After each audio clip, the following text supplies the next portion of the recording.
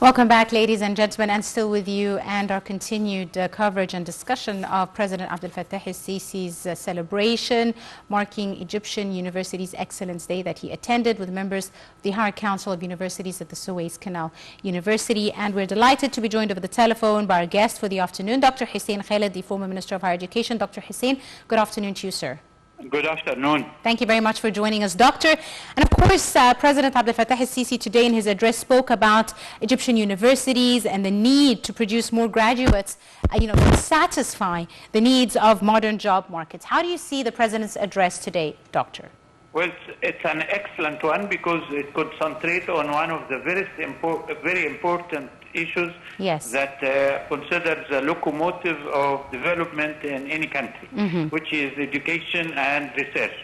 And of course, we know that the workforce now contains a very vast range of new jobs and new subspecialties and no technology. And as long as we are developing the education and the higher education in our universities, whether they are governmental or private or non-profit or branches of international universities, are very important in order to develop these new subspecialties so we can provide the society with the new jobs and new technology. Absolutely. Now, President el-Sisi also said that it is necessary to come up with scientific ideas to face, challenges faced by the state. How do you see some of the challenges that need scientific solutions in Egypt nowadays, and how important is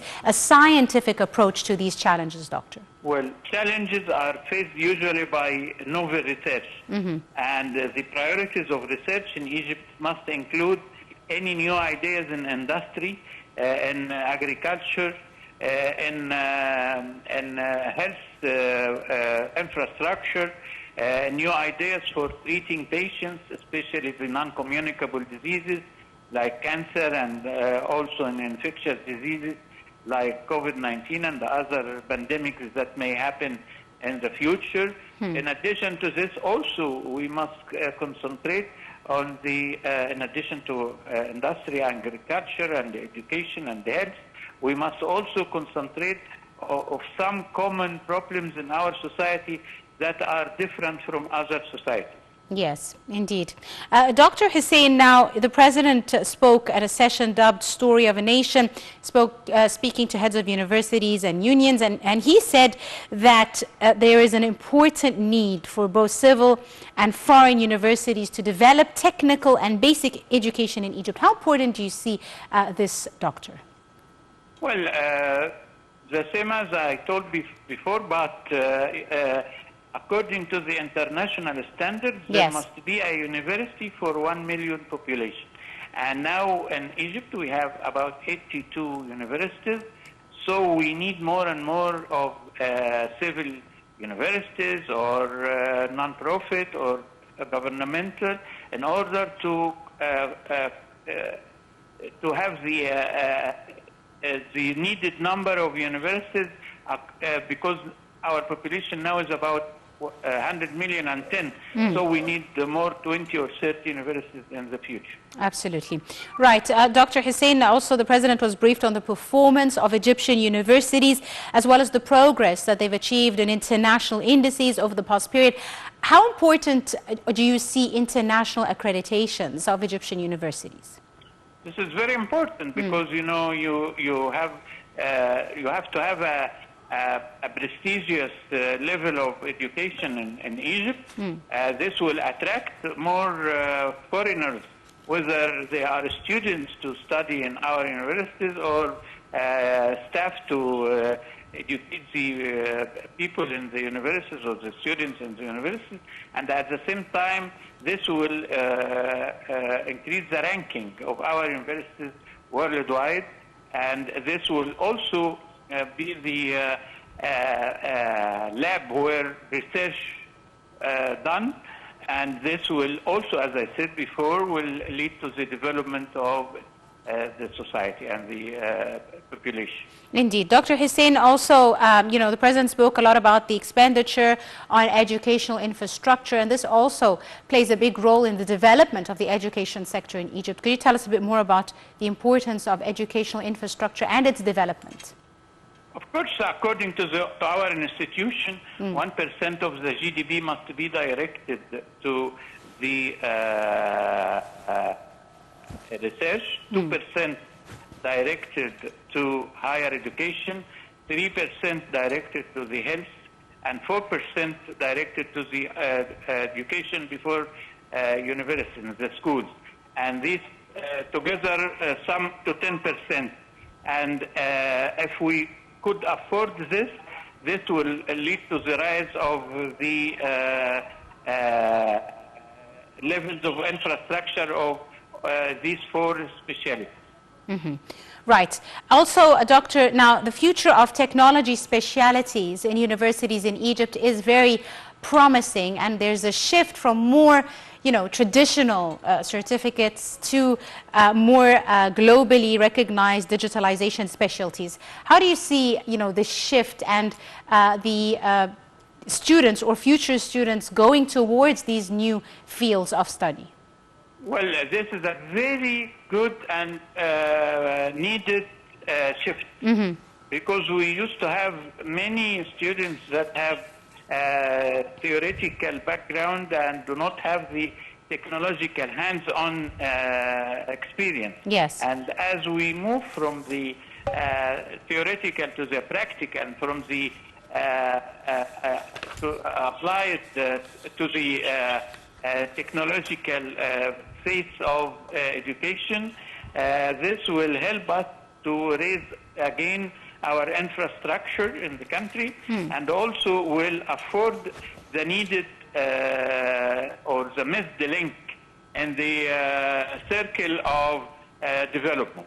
Absolutely. Dr. Hussein, the President also spoke about, the quality of education in higher education and scientific research, and said that scientific research must also be linked and cater for industries. How do you see the relationship between these two entities?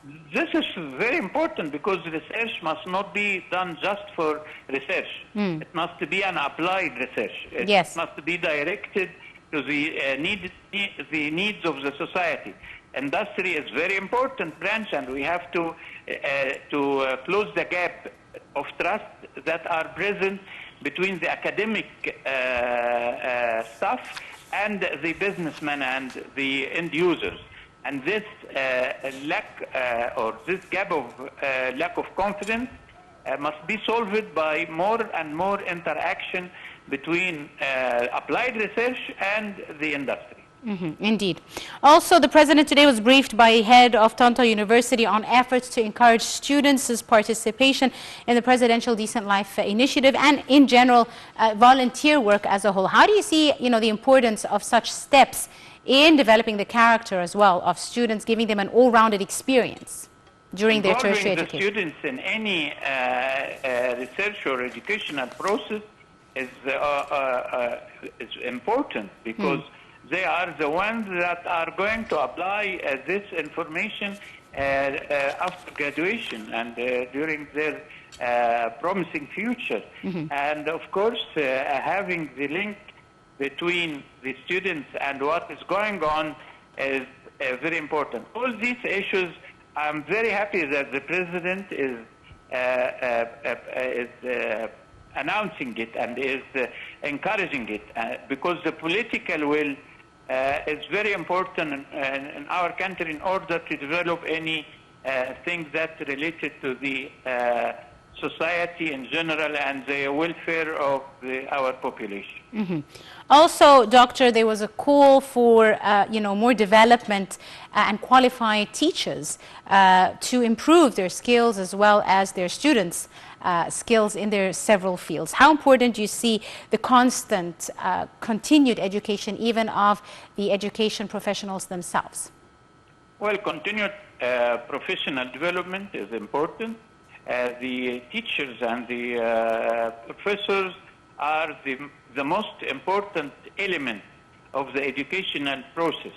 And to take care of them and to raise their level, whether it is from the scientific point of view or from the social point or economic point of view, are very important. And if you could succeed in raising their standards and letting them working full-time job instead of working part-time and searching for other revenues to increase their income, this will not provide the needed circumstances for them to develop their job. And so, again, having the president laying light on this issue is also important. And I hope that this will be developed and developed more in the future, because now we are in a great need of doing whatever is needed to develop our society. Absolutely. Dr. Hussein Khalid, former Minister of Higher Education, thank you very, very much, sir, for your time and all your insight and for joining us this afternoon. Ladies and gentlemen, we take a short break and we'll be back for more. Do stay tuned.